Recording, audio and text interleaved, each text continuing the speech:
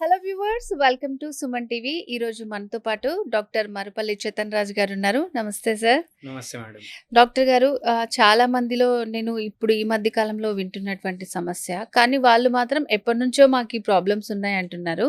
Like ఇంతకుముందు certain age వచ్చిన తర్వాత కాళ్ళు చేతులు తిమ్మలు రావటం, ఎక్కువసేపు కూర్చున్నప్పుడు అది మొద్దుగా అనిపించడం అలా చెప్తూ ఉంటారు. సో కొంతమంది చిన్న పిల్లల్లో కూడా చెప్తున్నారు. అంటే చాలామంది ఏంటంటే బాగా ఫ్యాట్‌గా ఉన్న కిడ్స్‌లోనే చాలా ప్రాబ్లమ్స్ ఉంటాయని అనుకుంటారు.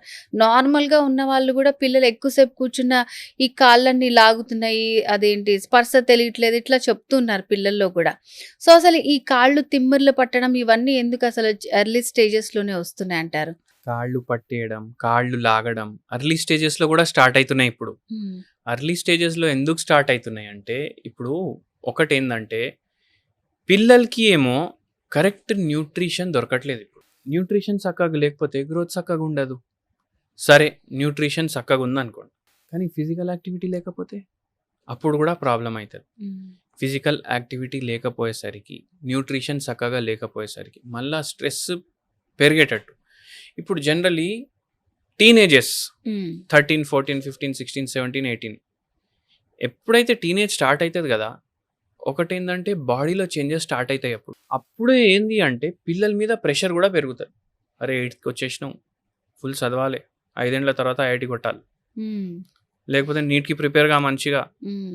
ఎంబీబీఎస్ సీట్ వచ్చిందనుకో, ₹1,00,00,000 సంపాదించుకున్నట్టు నువ్వు అట్లా ఆ ప్రెషర్ ఉంటుంది. ఆ ప్రెషర్ తోటి పిల్లోనికి నిద్ర ఉండదు. కాలేజీ 7 నుంచి 7 వరకు ఉంటుంది, ఇంటర్. అవును. మళ్ళీ వచ్చినాక మళ్ళీ 5-6 గంటలు చదువుతాడు, 4 గంటలు 5 గంటలు పడుకుంటాడు. దాంతో థైరాయిడ్ రావడం, డిప్రెషన్లో పోవడం, యాంగ్జైటీ పెరగడం, ఇవన్నిటితో ఏమవుతుంది, మంచిగా తిండి పెట్టినా ఆ కడుపులో పోతే అది అబ్జర్వ్ కూడా కాదు. హ్మ్. యెస్. అవును. న్యూట్రిషన్ లేదు, నిద్ర లేదు, ఫిజికల్ యాక్టివిటీ లేదు, స్ట్రెస్ ఫుల్ ఉంది. ఏమవుతుంది, వేరే రోగాలు స్టార్ట్ అవుతాయి, హార్మోనల్ ఇంబ్యాలెన్సెస్ అవుతాయి, థైరాయిడ్ లాంటి రోగాలు రావడం, పీసీఓడి లాంటి రోగాలు రావడం, మళ్ళీ దాని తర్వాత స్లీప్ డిస్టర్బెన్సెస్ అవ్వడం. ఇవన్నిట్లో ఏమవుతున్నాయంటే వాళ్ళ నరాలు దెబ్బపడుతున్నాయి. అవును. అట్లా ఏమవుతుంది, పిల్లలకి కాళ్ళు లాగడం, నీరసంగా ఉండడం, మళ్ళీ దాంతోపాటు నిద్ర చక్కగా లేకపోవడం, చేతుల్లో తిమ్మిర్లు రావడం, అరికాల్లో తిమ్మిర్లు రావడం, ఇవన్నీ స్టార్ట్ అవుతున్నాయి వాళ్ళకు. హ్మ్. బలం ఉండలేదు. అట్లా కొద్దిసేపు నడవంగానే ఆయాసం అయిపోతుంది, కొద్దిసేపు నడవంగానే మళ్ళా రక్తహీనత, అది ఇంకో పెద్ద పరేషాని. బ్లడ్ టైంకి తినరు, హ్మ్. రక్తహీనత అయిపోతుంది, హిమోగ్లోబిన్ పడిపోతూనే ఉంటుంది, ఇమ్యూనిటీ తగ్గుతుంది, ఫ్రీక్వెంట్గా ఇన్ఫెక్షన్లు అవుతాయి. ఇవన్నిటితోటి నరాల నొప్పులు ప్రాబ్లంలు బాగా వస్తున్నాయి పిల్లలకి. అట్లా సో అంతా బ్యాలెన్స్ చేసుకోవాలంటే ఖచ్చితంగా ఫస్ట్ వాళ్ళకి నేను 5 ఇయర్స్‌లో ఏం చేస్తా అని కాదు, ఇప్పుడు ఎట్లా ఉన్నాం అనేది ఆలోచించుకోవాలి వాళ్ళు. ఫస్ట్ మంచి స్లీప్ అనేది చాలా ఇంపార్టెంట్. అది మంచిగా ఉంటే ఏ ఫుడ్ తిన్నా కూడా డైజెషన్ అవుతది కరెక్ట్‌గా. అప్పుడు మంచిగా న్యూట్రియంట్స్ అన్నీ కూడా వాళ్ళ బాడీకి సప్లై అవుతాయి. సో చాలామంది అంటే డాక్టర్ పెద్దవాళ్ళలో కూడా అంటే వాళ్ళకి తెలియక మాట్లాడతారా, లేకపోతే ఎవరన్నా చెప్తే వింటారో తెలీదు గానీ, మా ఇంట్లో ఉన్న పెద్దవాళ్ళు కూడా ఇట్లనే అంటుంటారు. ఎక్కువ తిమ్మిర్లు పట్టినాయనుకో, అవి ఫ్యూచర్‌లో పెరాలిసిస్ వస్తదేమో అట్లా అని ఆలోచిస్తుంటారు. అంటే చేతులు ఏమన్నా వంకరైపోయి, అది మేబీ అది వీక్‌నెస్ వల్ల అవ్వచ్చు, ఏదన్నా అవ్వచ్చు. కానీ ఊరికే తిమ్మర్లు అలాంటివి వచ్చే వాళ్ళకి ఫ్యూచర్‌లో పెరాలిసిస్ వస్తదని ఒక మాట అంటున్నారు. అది ఎంతవరకు కరెక్ట్ అంటారు? అయితే మనకు ఫస్ట్ ఏం అర్థం అవ్వాలంటే, చేతుల్లో తిమ్మిర్లు కానీ, కాళ్ళల్లో తిమ్మిర్లు కానీ హ్మ్. వందల కారణాల వల్ల వస్తుంది. హ్మ్. ఇప్పుడు బై ఛాన్స్ ఓన్లీ డీహైడ్రేషన్ అయిందనుకోండి, హ్మ్. మీరు వాటర్ చక్కగా తీసుకుంటలేరు, చేతులు పట్టేయడం, కాళ్ళు పట్టేయడం, కాళ్ళల్లో తిమ్మిర్లు అప్పుడే వస్తాయి. హ్మ్. మళ్ళా ఒక్కొక్కసారి సోడియం, పొటాషియం ఎలక్ట్రోలైట్స్ హ్మ్. అది కూడా కింద పైన అయితే కూడా ఇట్లా అవుతుంది. హ్మ్.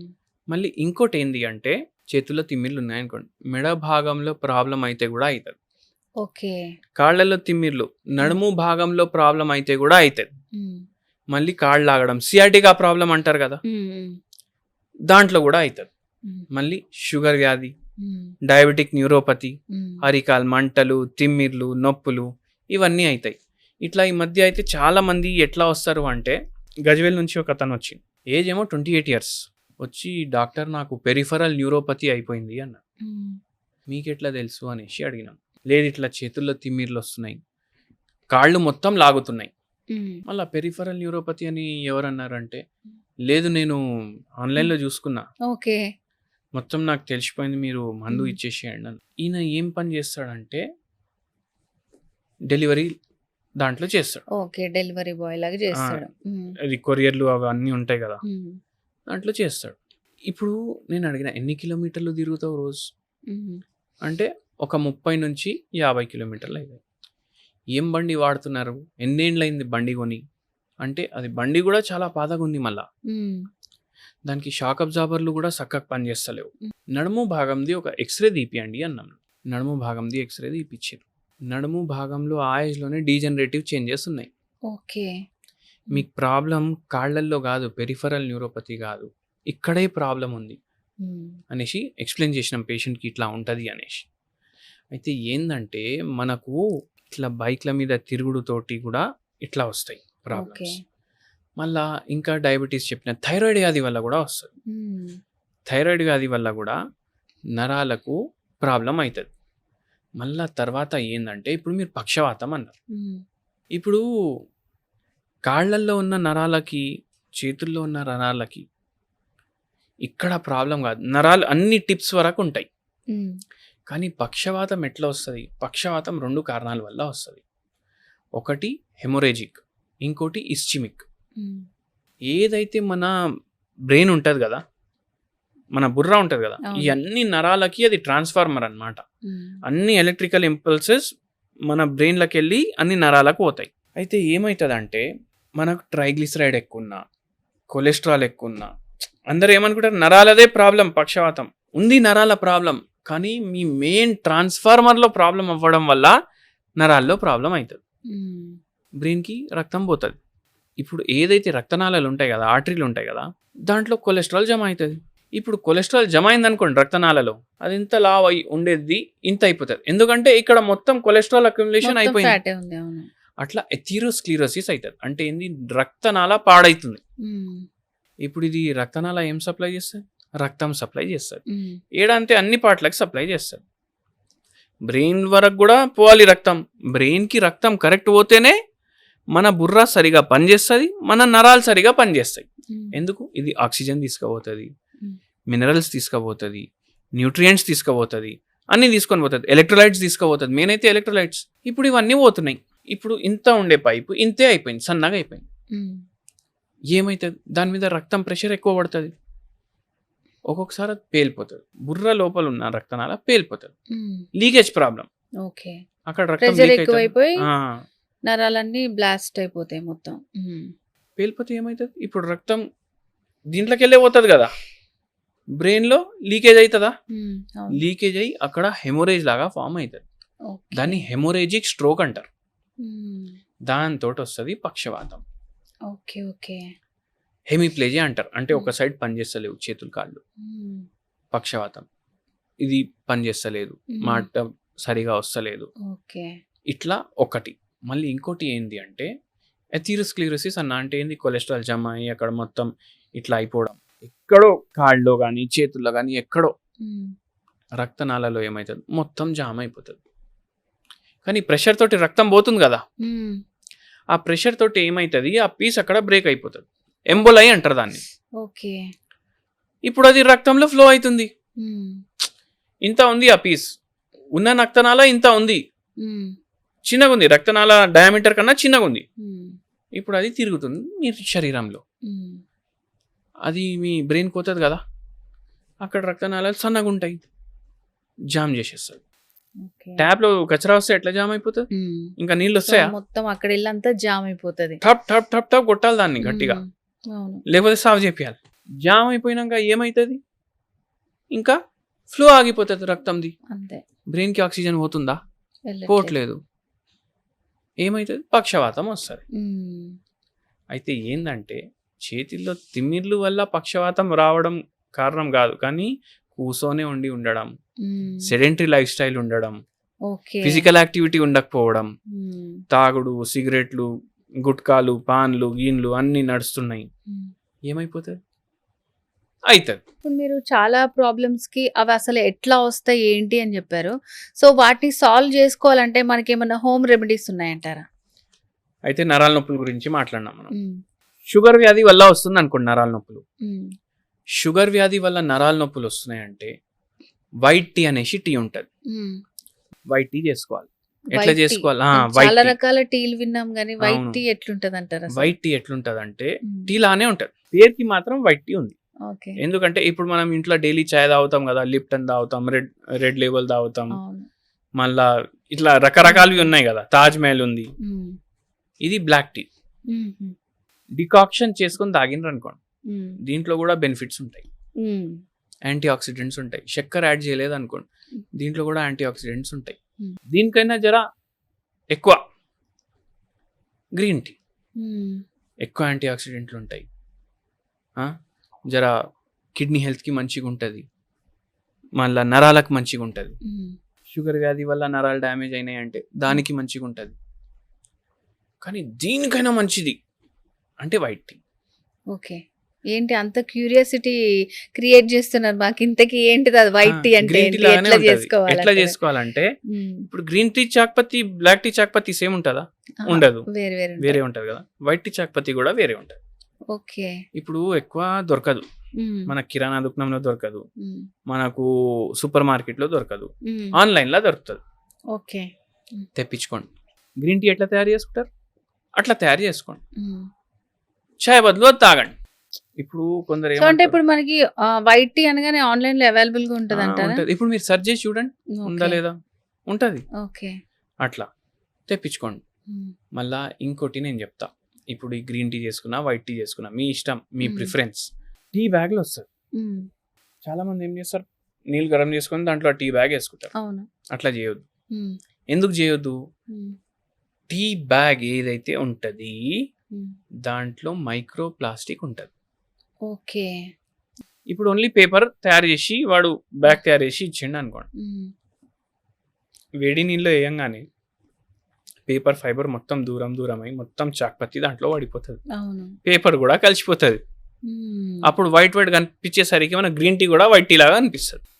ఓహ్, అయితే ఏంటంటే ఉమ్, అది కావద్దనేసి మైక్రో ప్లాస్టిక్ లేయరింగ్ చేస్తారు దానికి. ఉమ్హుం. ప్లాస్టిక్ చాలా డేంజరస్. అవును. ఆ టీ బ్యాగ్ మీరు డిప్ చేసి తాగితే అది దాంట్లో కలిసిపోయి మీ శరీరంలో పోతుంది, నరాల ప్రాబ్లం ఇంకా ఎక్కువ అవుతుంది. ఉమ్, కత్తర్ తీసుకొని దాన్ని కట్ చేయాలి ఫస్ట్. ఓకే. బాయిలింగ్ వాటర్లో వేసేయాలి, పొయ్యి బంద్ చేయాలి, ఉమ్, 2 నిమిషాలు వదిలేసేయాలి. చెన్నీ ఉంటుంది కదా మన ఇంట్లో, ఉమ్, ఆ చెన్నీ కూడా స్టీల్ చెన్నీ వాడాలి. ఓకే. మనం ఏం చేస్తాం, 10 రూపాయలు చెన్నీ వాడతాం, ప్లాస్టిక్ చెన్నీ ప్లాస్టిక్ ఉంటుంది. తీసుకుంటారు. ఉమ్, అవి వాడకండి. ఏమవుతుంది, రోజు మీరు దాన్ని ఫిల్టర్ చేస్తారు, దాంట్లో ఉన్న ప్లాస్టిక్ కూడా కలిసిపోతుంటుంది. ఉమ్, ప్లాస్టిక్ వేడి చేస్తే ఏమవుతుంది, కాలుతుంది, అది ఉమ్. లిక్విడ్ అయిపోతుంది మొత్తం. రోజు దాని మీద వేడి నీళ్ళు వేస్తే ఏమవుతుంది, అది కూడా ఖరాబ్ కొంచెం అవుతుంది కొంచెం కదా. కొంచెం కొంచెం ఆ. ప్లాస్టిక్ అంతా కూడా తాగుతున్నాం మనం తాగుతున్నాం, తెలియకుండా. దాంతో కూడా నరాల నొప్పులు వస్తున్నాయి. ఉమ్, అందుకే అది చేయకండి. ఇట్లా కట్ చేసి టీ ఉమ్, బ్యాగ్ ఖాళీ చేసి తయారు చేసుకోండి. ఉమ్, అట్లా టోటల్ నార్మల్ మనం ఏం చేస్తాం, కర్రీ వండుకుంటున్నాం అనుకోండి, ఉమ్, కుక్కర్లో పోపు పెడతాం, టమాటా వేస్తాం, క్యారెట్ వేస్తాం, బీన్స్ వేస్తాం, మిక్స్ వెజ్ కర్రీ చేసుకుంటున్నాం, కొంచెం గోబీ వేస్తాం, ఉమ్, ఉప్పు వేస్తాం, కారం వేస్తాం, మసాలా వేస్తాం, బంద్ చేస్తాం కుక్కర్. 15 నిమిషాలు 20 నిమిషాలు పడుతుంది కదా. ఆ కర్రీ వండిపోయి కుక్కర్ చల్లగా అయిపోతుంది, మన చాయ్ ఇంకా బాయిల్ అయితేనే ఉంటుంది. ఆ, చాలా మంది అట్లనే చేస్తారు. అయితే ఏంటంటే అంతసేపు బాయిల్ చేసిండ్రు అనుకోండి, ఉమ్, ఒకటి ఏంటంటే గ్యాస్ కూడా తక్కువ దొరుకుతుంది ఇప్పుడు. అవును, అది అవునా కూడా కదా? ఆలోచించాలి. మళ్ళీ దానిపైన ఏంటంటే ఇంతసేపు బాయిల్ చేస్తే మీరు దాంట్లో ఉన్న మెడిసినల్ ప్రాపర్టీస్ని చంపేసి దాన్ని విషంలాగా తయారు చేస్తారు. ఉమ్, మరిగిచ్చి మరిగిచ్చి బాగా ఇట్లా చిక్కగా అవ్వాలి. చిక్కుండాలి. చాలా మందికి చిక్కగా తాగుతారు అట్లా. ఉమ్, అట్లా తాగొద్దు, గ్యాస్ట్రిక్ ప్రాబ్లం పెరుగుతుంది, ఓకే. నరాల ప్రాబ్లం పెరుగుతుంది, ఉమ్, షుగర్ వ్యాధికి మంచిది కాదు. అదే బాయిల్ చేసి ఓన్లీ వాటర్ పోయి బంద్ చేసి దాంట్లో చాక్పత్తి వేసి వదిలేస్తే ఉమ్, అది షుగర్కి మంచిది, నరాలకు మంచిది, బీపీకి మంచిది, థైరాయిడ్కి మంచిది, ఉమ్. నిద్రలేని సమస్యకి కూడా మంచిది కరెక్ట్ టైంకి తాగితే.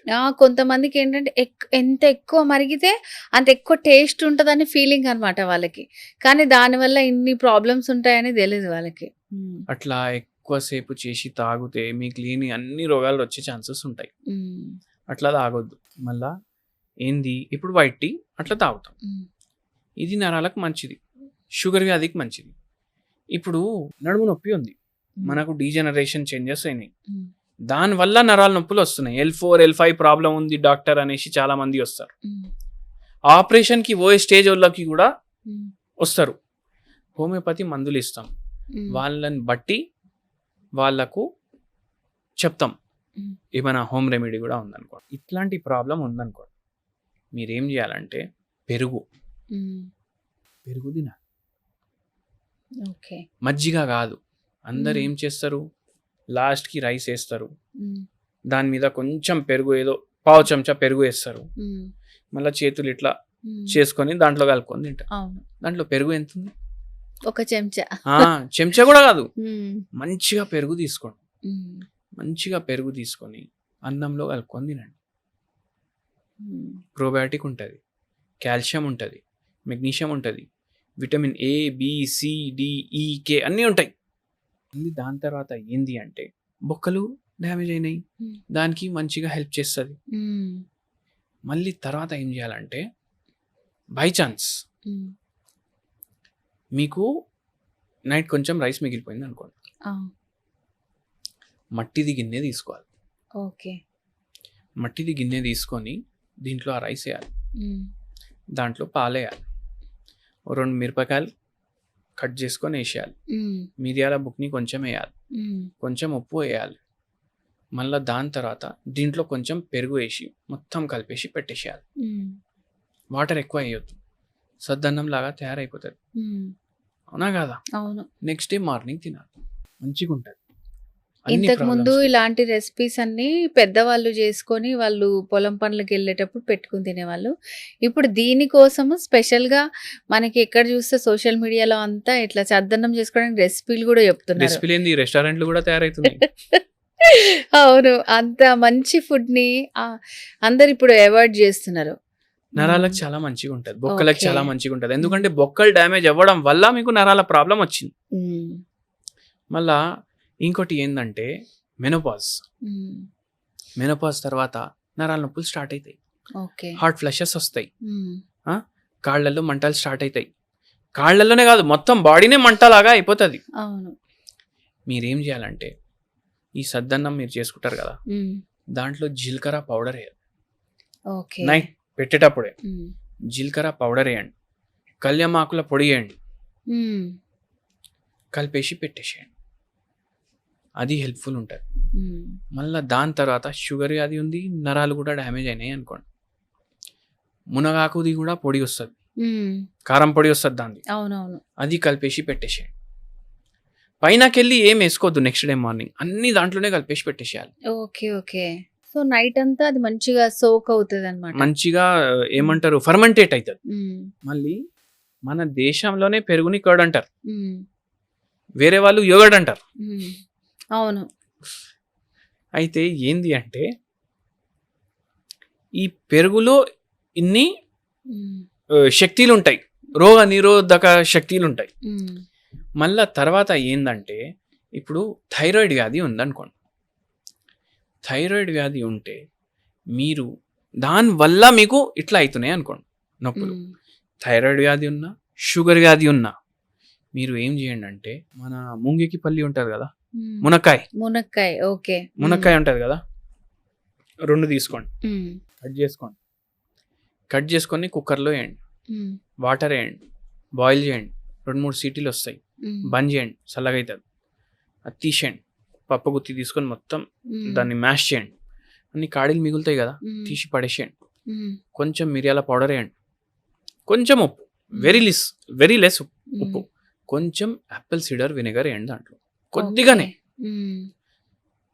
ఇది మీ హెల్త్కి చాలా లాభం తీసుకొని వస్తుంది.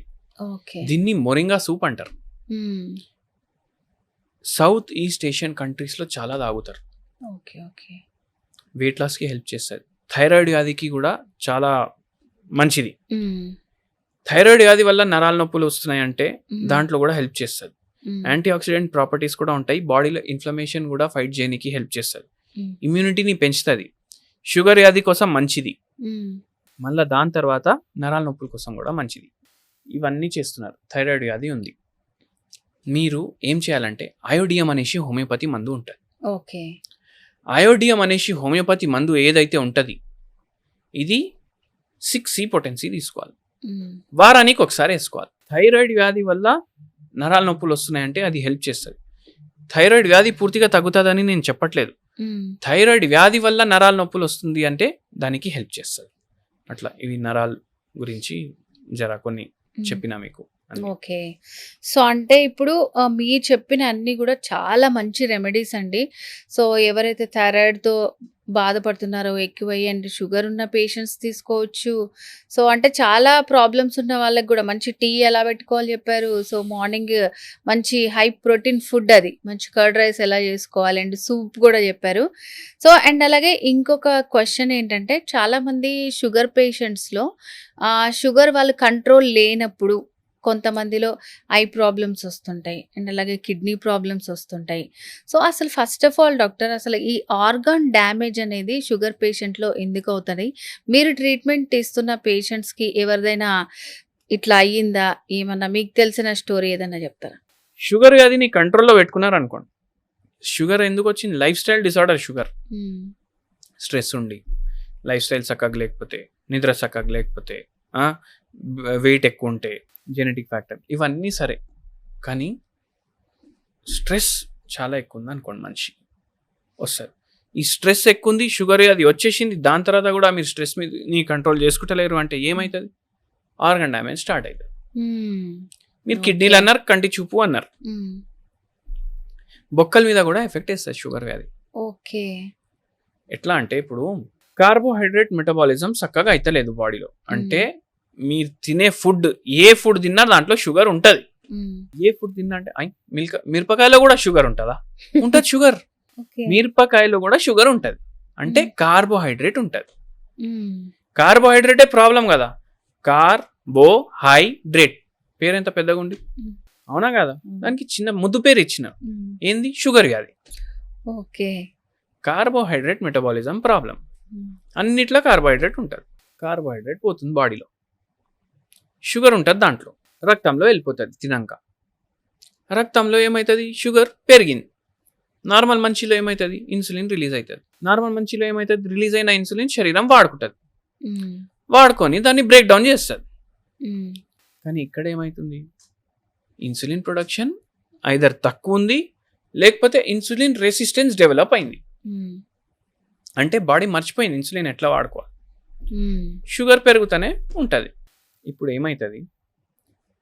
ఈ షుగర్ ఇంత పెరగడం వల్ల అన్ని ఆర్గన్స్కి కంటిన్యూస్లీ ఎక్కువ షుగర్ పోతుందా?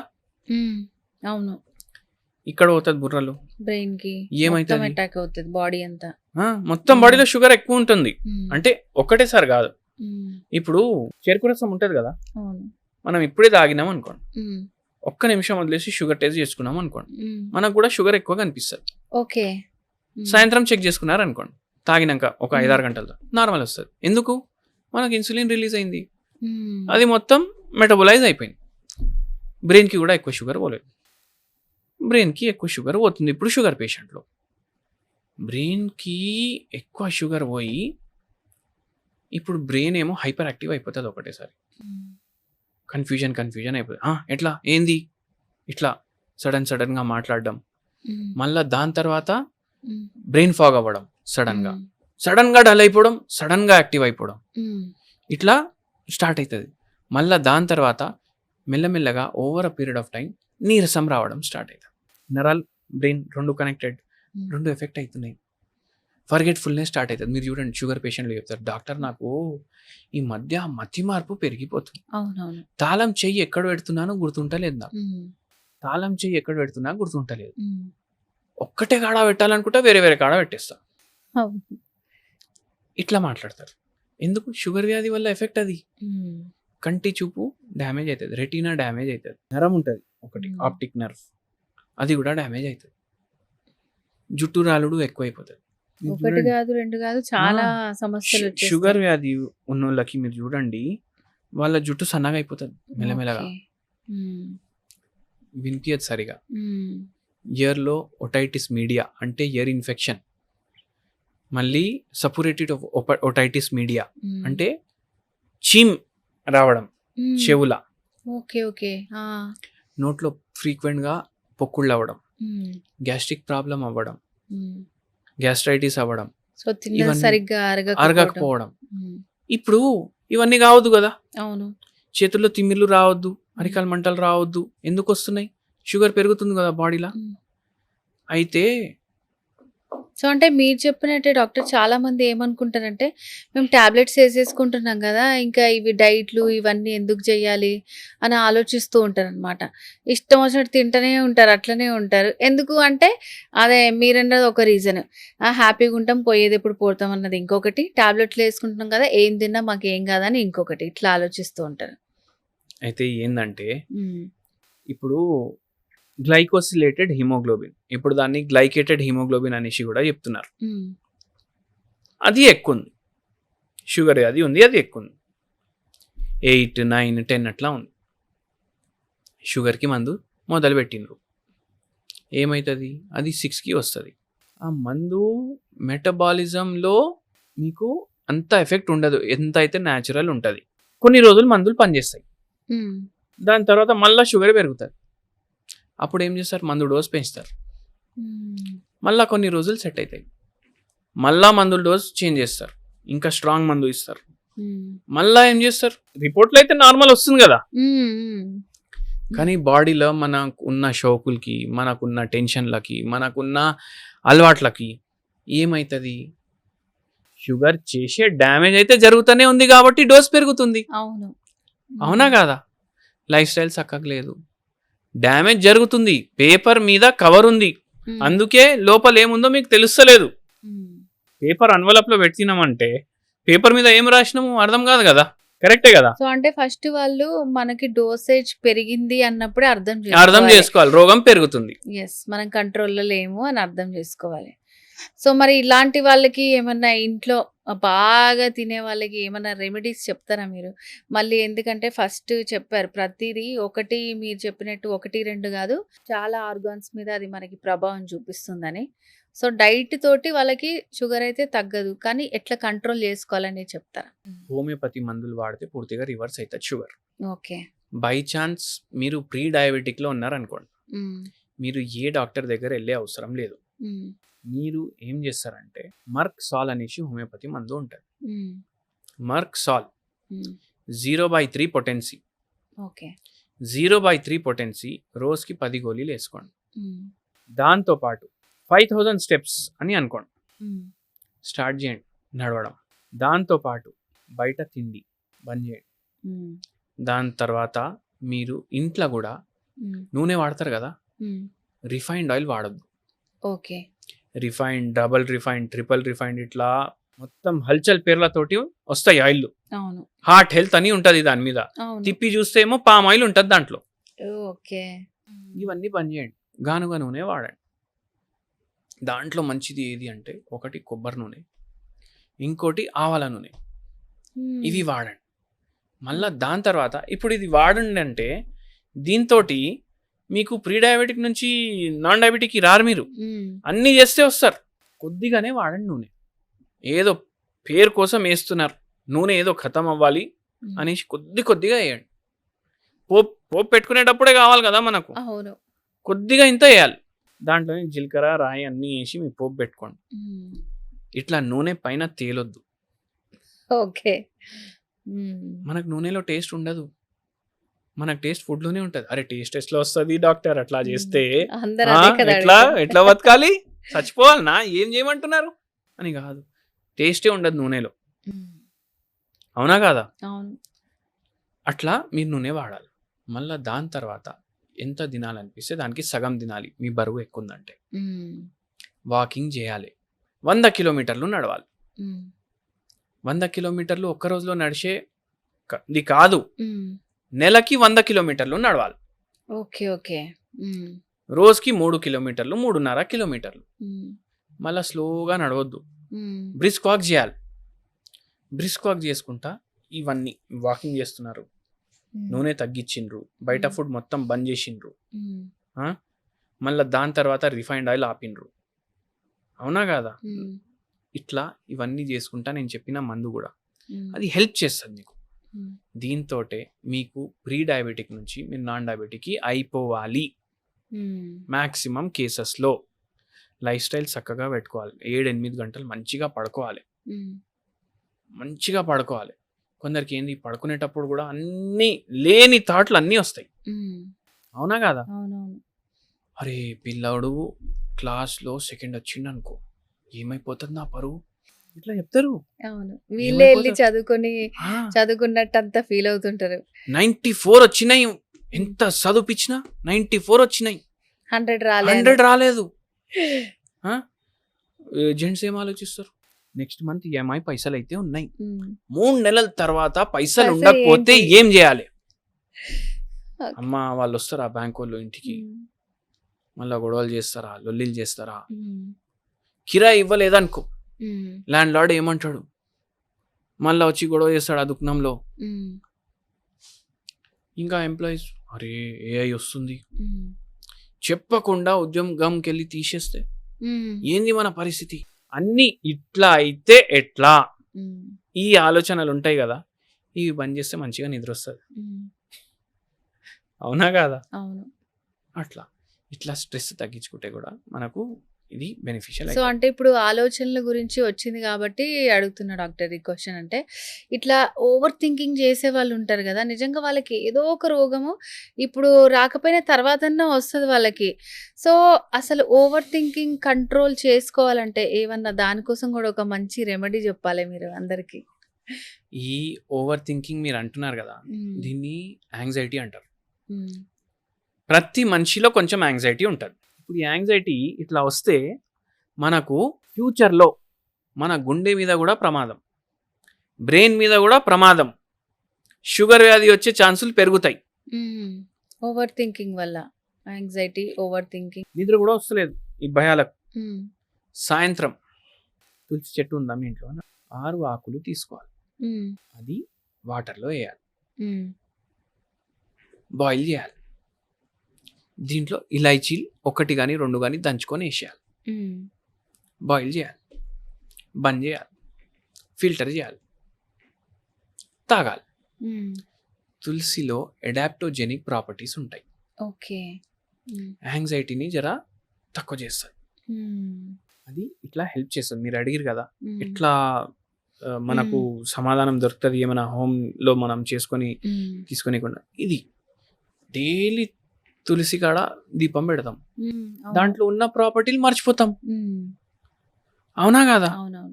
మీకు తెలుసా ఇవన్నీ మనం పూజల్లో వాడతాం, దాంట్లో దీంట్లో ఇప్పుడు దానికి పూజ చేస్తాం, అవునా కాదా? ఇంకోటి ఉంటుంది, నరాల నొప్పిలు ఉన్నాయి అనుకోండి, షుగర్ అది కూడా ఉంది అనుకోండి, 12,000 రూపాయలు పెడితే ఒక ఛాయ్ వస్తుంది. ఇప్పుడు అంటే ఇప్పుడు ఏంటంటే ఏ కషాయంకి కూడా టీ అని పేరు పెడుతున్నారు. అవును, కషాయాలైనా ఏమైనా ఏం చేసినా దానికి ఏదో ఒక పేరు పెట్టి టీ అంటున్నారు. అయితే క్యాలెండర్ టీ వస్తుంది, 12,000 రూపాయలు కిలో. పెట్టాలంటే మనం కూడా 10 సార్లు ఆలోచిస్తాం. అవును, పండగ ఉంది, ఏదో పూజ ఉంది ఇంట్లో, పువ్వులు తెస్తామా, తోరణాలు కడతామా, బంతి పువ్వులు కడతామా, అదే క్యాలెండర్. ఓకే, అవునా కదా? 10 రూపాయలు పెడితే చటాకిస్తాడు. అవును, వాష్ చేసుకోవాలి మంచిగా, వాటర్లో బాయిల్ చేయాలి, calendar tea ready. Okay, normal గా కొనుక్కుంటే మనకి అది 12,000 కిలో రెడీ అయిపోయింది క్యాలెండర్ టీ. తెలుసా, మనం తోరణం కడతాం, తీస్తాం, పడేస్తాం, దేనికి పనికిరాదు, అది దేనికి పనికిరాదు అనేసి అనుకుంటాం.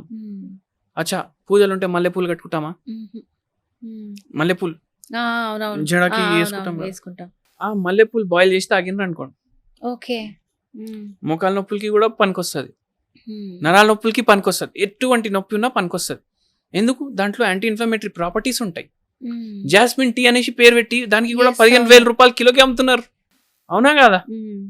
ఇట్లా సో, అంటే మన చుట్టూనే ఉన్నాయి అన్నీ గానీ, ఇట్లా మీలాగా చెప్పేవాళ్ళు లేక, దాని గురించి మనకి వాల్యూస్ తెలీక, అదైతే మంచి ప్యాకింగ్ జేసేసి వేలు వేలు అమ్మితే అయితే కొనుక్కొని తీసుకుంటాము. సో, మోస్ట్‌లీ అదే ఎవరికైతే ఇట్లా యాంగ్జైటీ, ఓవర్ థింకింగ్ ఇట్లాంటివన్నీ ఉన్నా, సో, డాక్టర్ గారు చెప్పిన ప్రాబ్లమ్స్ ఏవన్నా ఉన్నా సరే, మంచి రెమెడీస్ ఇవన్నీ. మన ఇంట్లో దొరికేవే, చుట్టుపక్కల దొరికే ఐటెమ్స్ తోటే ఈజీగా ఇది ఈవినింగ్ పూట తాగొచ్చంటారా? ఎప్పుడు తీసుకోవాలంటారా? తాగండి, తాగండి. ఈవినింగ్ తాగండి. మీరు హ్మ్. ఈవినింగ్ స్నాకులు తింటారు గదా! హ్మ్. ఆ స్నాకులు గూడా ఫ్రై స్నాకులు తినకండి. హ్మ్. జర ఫ్రూట్స్ ప్రిఫర్ జేయండి. హ్మ్. సాలడ్స్ ప్రిఫర్ జేయండి. ఆ టైంలో తాగండి. ఓకే. అట్లా. గ్రీన్ టీ చేసుకునేటప్పుడు హ్మ్. బంతిపువ్వు ఏసేయండి దాంట్లో. ఓకే. అట్లా. సో, ఏదన్నా చేసుకున్నప్పుడు స్పెషల్‌గా అని గాకపోయినా అవి వచ్చినప్పుడు వేసుకొని తాగేస్తే మనకి చాలా బెనిఫిట్స్ ఉంటాయి. Okay. Thank you sir. Thank you so much. So, అంటే మనకి ఎక్కువగా వచ్చే ప్రాబ్లమ్స్ కానివ్వండి, ఆలోచనలు, నరాల సమస్యలు అండ్ షుగర్ వీటన్నిటిని గూడా మనం నెగ్లెక్ట్ చేస్తే ఎలాంటి ప్రమాదాలు వస్తాయి. సో, వాటిలతోనే మనము కంట్రోల్ పెట్టుకుంటే ఎట్లా హెల్తీగా ఉంటాము అండ్ వాటికి సంబంధించి కూడా మంచి రెమెడీస్ అన్నీ గూడా చెప్పారు. Thank you so much. Thank you madam.